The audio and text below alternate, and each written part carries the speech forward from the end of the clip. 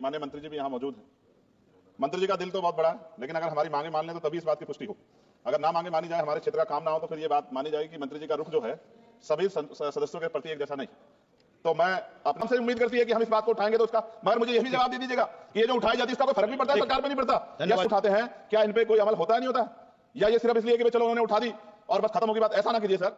से आज लोकसभा में वर्ष 2025 से वर्ष 2026 के लिए रेल मंत्रालय के नियंत्रण में अनुदान की मांग रखते हुए माननीय चंद्रशेखर आजाद ने यहां लोकसभा में रेल मंत्री अश्विनी वैष्णव जी के सामने ही बड़ी बात रखी और उनसे इसका जवाब भी मांगा कि हम यहाँ पर अपनी मांग कर देते हैं लोकसभा के अंदर, मगर उसका कोई जवाब नहीं मिलता। आखिर ऐसा क्यों? और रेल मंत्री ऐसा क्यों कर रहे हैं? क्या रेल मंत्री केवल सरकार के पक्ष की ही बात सुनेंगे और विपक्ष व अदर जो लीडर हैं जो चुन के अपने क्षेत्र से हैं उनकी बात नहीं सुनेंगे? जमकर दहाड़े चंद्रशेखर आजाद लोकसभा में अनुदान वर्ष 2025 से वर्ष 2026 के रेल मंत्रालय नियंत्रण अनुदान की मांग रखते हुए आप भी सुनिए आखिर क्या कुछ चंद्रशेखर आजाद ने कहा।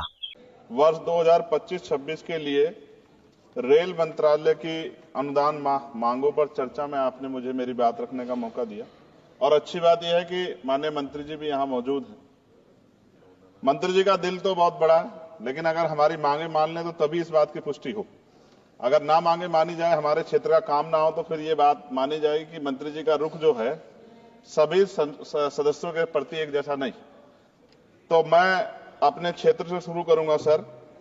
धामपुर शुगर मिल क्रॉसिंग पर ओवरब्रिज का निर्माण मैंने पिछली बार भी मांग उठाई, लेकिन सर अभी तक कुछ नहीं हुआ। लोग परेशान होते हैं, डिजिटल युग है, कई कई घंटे खड़े होना पड़ता है। जलालाबाद क्रॉसिंग ओवरब्रिज के नीचे अंडरपास के निर्माण की बात मैंने पिछली बार भी उठाई, कुछ नहीं हुआ। नजीबाबाद रेलवे स्टेशन पर बेगमपुरा एक्सप्रेस ट्रेन संख्या 12238 का ठहराव सुनिश्चित किया जाए, इस पे भी कोई काम नहीं हुआ। साथ साथ सर नजीबाबाद माल गोदाम पर ओवरब्रिज का निर्माण कराया जाए और उसको प्लेटफार्म को बढ़ाया जाए, क्योंकि वो मैंने पिछली बार बताया था कि महिलाओं को प्लेटफार्म से पिछली तरफ जब ट्रेन रुकते उतरना पड़ता है, वो सुरक्षित एरिया नहीं है। उसके साथ साथ नगीना बाईपास बिजनौर फाटक पर ओवरब्रिज का निर्माण कराया जाए। धामपुर जैतरा क्रॉसिंग पर ओवरब्रिज का निर्माण कराया जाए। शेहरा से नूरपुर क्रॉसिंग पर ओवरब्रिज का निर्माण कराया जाए। हम देखिए बुलेट ट्रेन, वंदे भारत और बहुत आगे निकल चुके हैं, लेकिन अभी भी इतनी, मैंने आपको बताया कि मेरे लोकसभा क्षेत्र में इतनी जगह पर ये क्रॉसिंग जो है वो पुराने बने हुए हैं, उनकी वजह से जो है ना अंडरपास है ना ओवरब्रिज है, जिसकी वजह से काफी देर लोगों का समय नष्ट होता है। समय एक ऐसी चीज है दोबारा नहीं आता।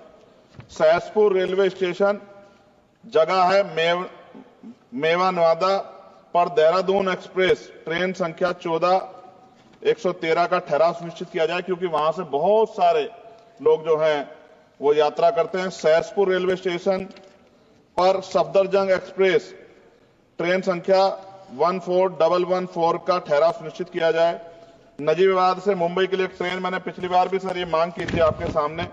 साथ साथ सर रेलवे स्टेशन जो है हमारे क्षेत्र के, उनकी हालत बड़ी खराब है। एक दो पे आपने काम कराया, मगर मेरी मांग ये है कि सभी रेलवे स्टेशन कायाकल्प कराए जाए, उनमें उनका जो है जीर्णोद्धार हो, की सुंदरता वो सुंदर लगे देख के।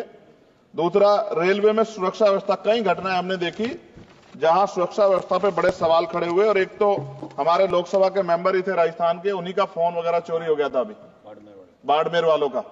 तो मैं इसलिए आपसे कह रहा हूं कि सुरक्षा सुनिश्चित हो, क्योंकि कई बार महिलाएं अकेली भी उसमें ट्रेवल करती हैं और बहुत सारी महिला जो है एमपी हमारे यहाँ पे भी ये चीजें आती हैं, इसका ध्यान रखा जाए। एक सर बहुत इंपॉर्टेंट डिमांड है मंत्री जी, मैंने आपको पत्र भी लिखा है।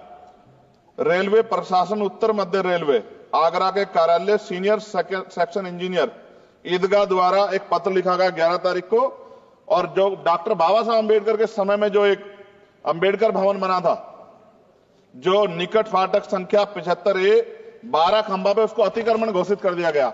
ये क्या मैं ये मानूं कि ये सरकार का डॉक्टर बाबा साहब अम्बेडकर के प्रति सम्मान है, प्रेम है, कि बाबा साहब अम्बेडकर के नाम पे बने भवन को अतिक्रमण घोषित करके कह दिया 15 दिन में हटा दो? ये गलत। मैंने आपको पत्र लिखा है सर, इसका संज्ञान ले। दूसरा सर, सहारनपुर से लखनऊ तक वंदे भारत ट्रेन चलाई जाए।